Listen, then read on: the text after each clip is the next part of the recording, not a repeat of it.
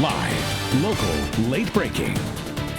This is WMBF News at 6. New tonight, a county school board continues to battle over a pay raise, but many are concerned regarding how much more money the board wants to push for. And then hear how 2 Coastal Carolina University students are helping in the fight against heroin. Good evening, I'm Rachel Hansen. And I'm Diamond Hunter. Thank you for joining us.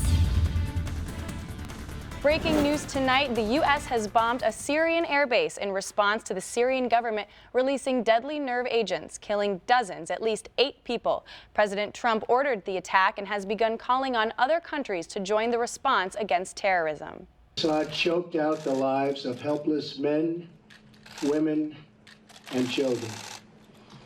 It was a slow and brutal death for so many. Even beautiful babies were cruelly murdered in this very barbaric attack. Following the strike, the largest Syrian armed opposition group released a statement saying they welcome U.S. intervention in hopes that it will deter the Assad regime.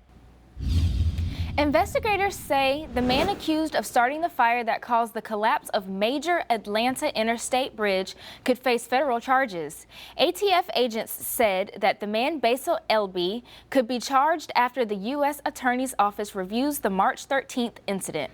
Elby is already charged with first-degree arson and first-degree property damage. He remains in jail on a $200,000 bond.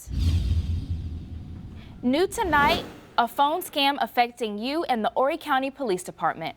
Rachel Hansen has more with what you can do to protect yourself. Rachel.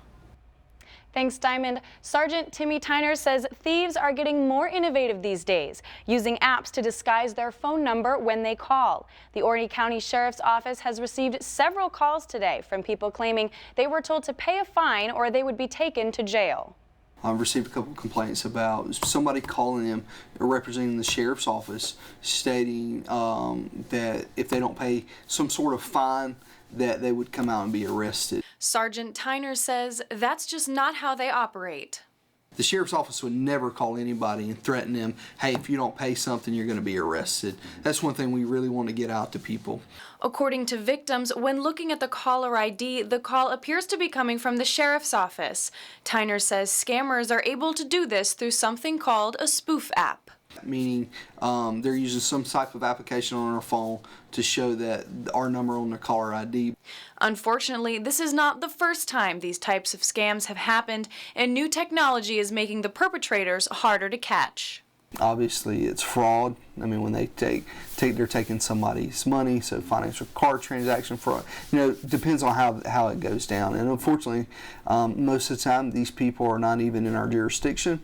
And most of the time, they're not even in the United States. Mm-hmm. If you do get a call from the Horry County Police Department and you think you're in the middle of a scam, hang up the phone and call the real authorities.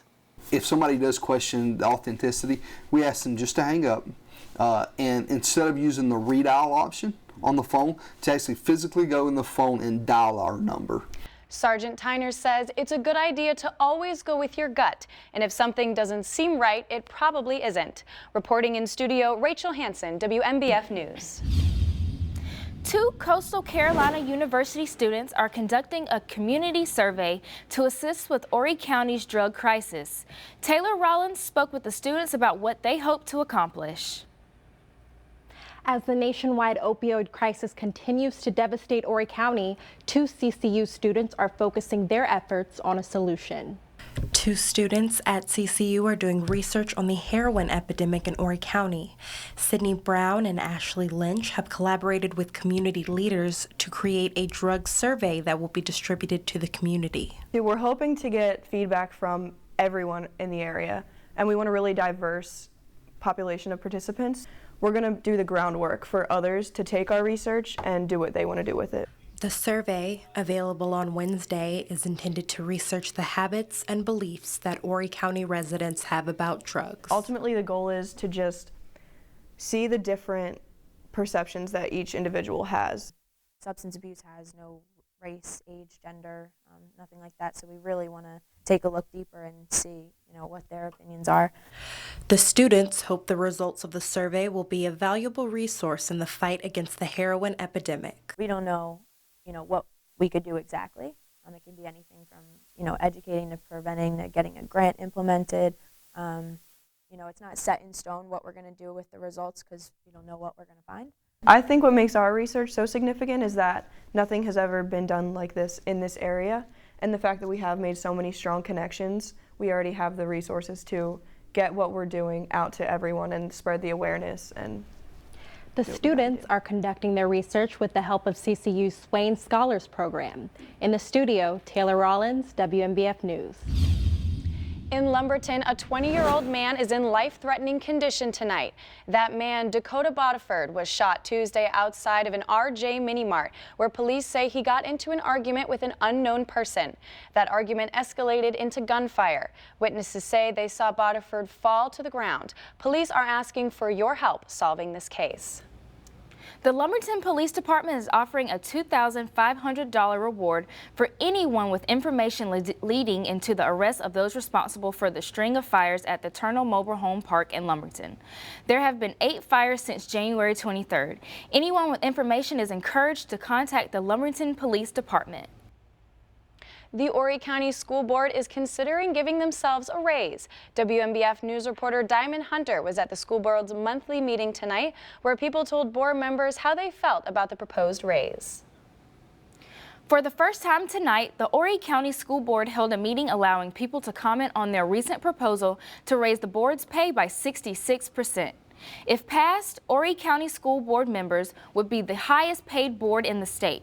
Out of the 5 people that spoke during the public comment section of the meeting, 4 of them talked about the proposed raise. Community member Sharon Pollard does not believe the board should receive a raise.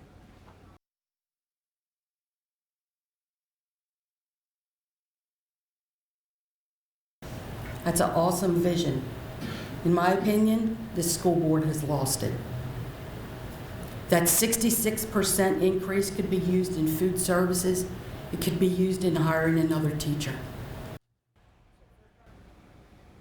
Board members did not vote tonight. It may come up for a vote in next month's meeting or earlier if a special session is called. In studio, Diamond Hunter, WMBF News.